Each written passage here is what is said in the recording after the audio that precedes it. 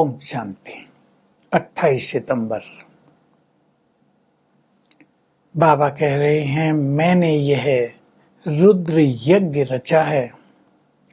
तुम ब्राह्मण हो, इस रुद्र यज्ञ की संभाल कर रहे हो। मैंने तुम्हें राजाई देने के लिए ये यज्ञ रचा है। तुम बादशाही पाने के लिए तपस्या कर रहे हो। बाकी सारी दुनिया इस यज्ञ में स्वाहा हो जाएगी। तुम गाते थे, हे भगवान अंधकार मिटाओ। वो सूर्य तो प्रकाश देता है, बाह्य अंधकार मिटाता है। मैं हूँ ज्ञान सूर्य। इसलिए कहावत है, ज्ञान सूर्य प्रगटा ज्ञान अंधेर विनाश। तुम सभी अंधकार में थे, भक्ति में ठोकरे खाते थे। भक्ति को अंधेरा मार्ग कहते, क्योंकि जिसकी भक्ति करते उसके बारे में ज्यादा कुछ नहीं जानते, तो मेहनत करते रहते हैं, ठोकरे खाते रहते हैं। मैंने तुम्हें आकर ज्ञान की रोशनी दी है। तुम अब रोशनी में आ गए हो। तुम भटक नहीं रहे हो, तुम धक्के नहीं खा रहे हो। मैं तुम्हारे साथ हूँ अब, तो तुम्हारा कल्याण हो रहा है। बहुत सुंदर बात है। गाते हैं, आत्मा परमात्मा अलग रही बहुकाल। तुम ही आत्माएं मेरे से शुरू में ही बिछुड़ गई थी, परम धाम से नीचे आ गई थी। अब अंत में मैं तुमसे ही मिलने आता हूँ। जो आत्माएं वहां बहुत समय रही, 4,500 साल, 4,500 साल, कोई उससे भी ज्यादा, वो मेरे से नहीं मिल सकती। तुमने ही 84 जन्मों का पाठ बजाया है। कितने ऊंच थे तुम। भारतवासी पारस बुद्धि थे, बहुत विशाल बुद्धि थे। आज बाबा ने ये शब्द यूज किया है। जन्म लेते लेते माया की मत पर चलकर तुमने अपनी बुद्धि गंवा दी है, तुच्छ बुद्धि बन गए हो, इसलिए दुख पा रहे हो। अब मैं आया हूं, एक ही बार आता हूं, कलयुग के अंत में। ऐसे नहीं तुम्हारे बुलावे पे आता हूं। ड्रामा में मेरा पार्ट फिक्स है। मैं अपने समय पर आता हूँ। अब हम सब जानते हैं, कलयुग के अंत में ही बाबा आते हैं, एक बार आते हैं, और मैं आकर तुम्हें ज्ञान और योग सिखाता हूँ। मैं ही ज्ञान का सागर, सुखों का सागर, शांति का सागर, सर्वशक्तिवान हूँ।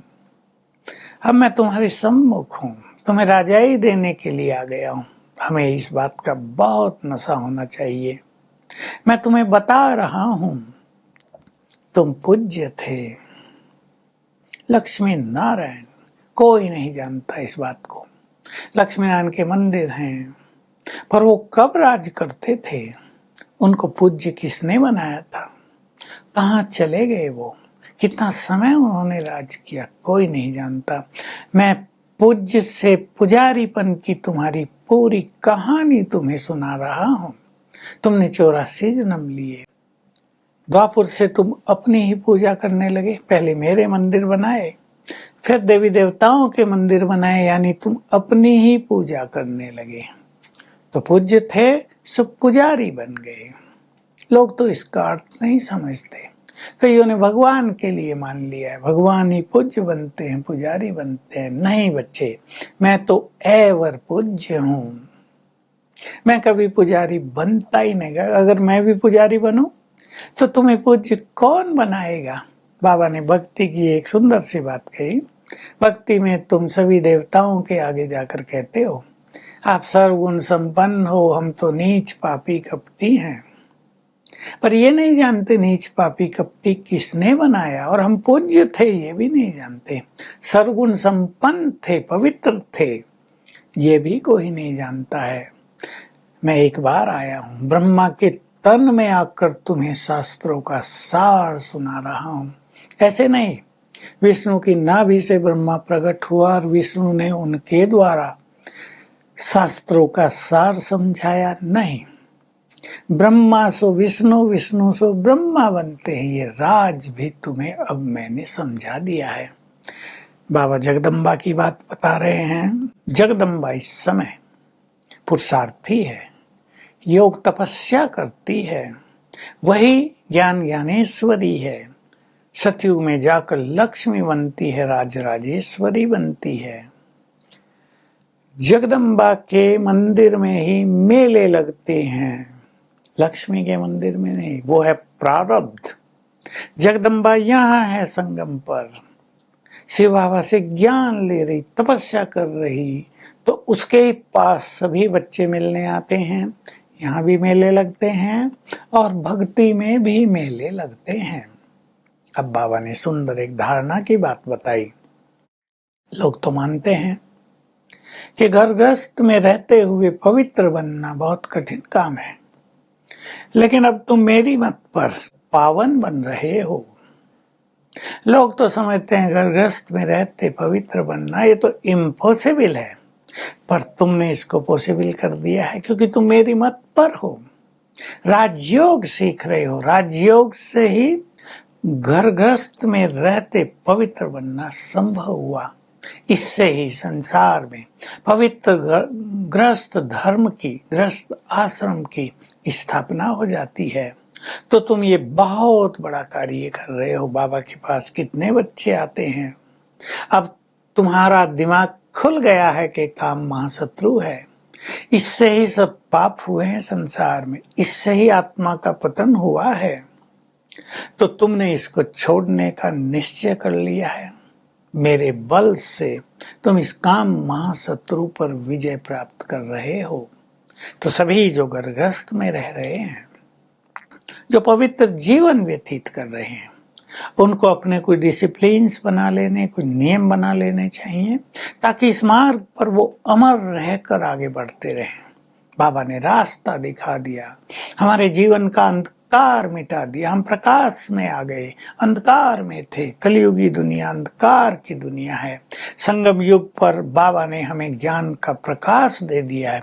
उस ज्ञान को याद रखते हुए और जितना हम योग युक्त रहेंगे उतना ही पवित्र रहने का बल प्राप्त होगा। तो सभी गृहस्थी इस पर बहुत ध्यान देंगे और अपनी पवित्रता के द्वारा संसार में आदर्श प्रस्तुत करेंगे। वरदान है, बालक सो मालिकपन की स्मृति द्वारा सर्व खजानों के मालिक बनने वाले प्राप्ति संपन्न भव।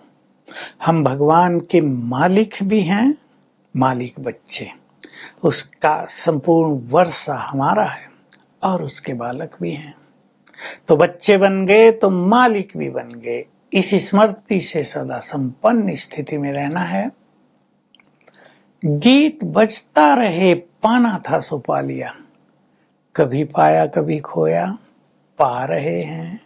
ये संपन्न आत्माओं की, मालिकपन के नशे में रहने वाली आत्माओं की पहचान नहीं है। तो बालक बन जाओ और मालिक बन जाओ तो सर्व प्राप्तियों के अधिकारी बन जाएंगे। स्लोगन बहुत सुंदर। योग बल से सभी तरह के कर्म भोग पर विजय प्राप्त करना, यही श्रेष्ठ पुरुषार्थ है। तो आज हम अपने 5 स्वरूपों का अभ्यास करेंगे जो संपूर्ण पवित्र हैं। अनादि आत्मा संपूर्ण पवित्र, देव कुल का आदि स्वरूप संपूर्ण पवित्र, पूज्य स्वरूप संपूर्ण पवित्र, ब्राह्मण पवित्र और फरिश्ता बनेंगे संपूर्ण पवित्र। 5 स्वरूपों को हर घंटे में एक बार याद कर जाएंगे। ट्रैफिक कंट्रोल के समय कर जाएं, प्योरिटी की शक्ति बढ़ती जाएगी। तो आज का हमारा अभ्यास होगा, मैं परम पवित्र आत्मा हूँ, या पवित्रता की देवी हूँ, या पवित्रता का फरिश्ता हूँ। और ये अभ्यास करेंगे। Om Shanti. To watch Peace of Mind channel videos on YouTube, subscribe us on youtube.com/tvpeaceofmind. Just a click for a peaceful life.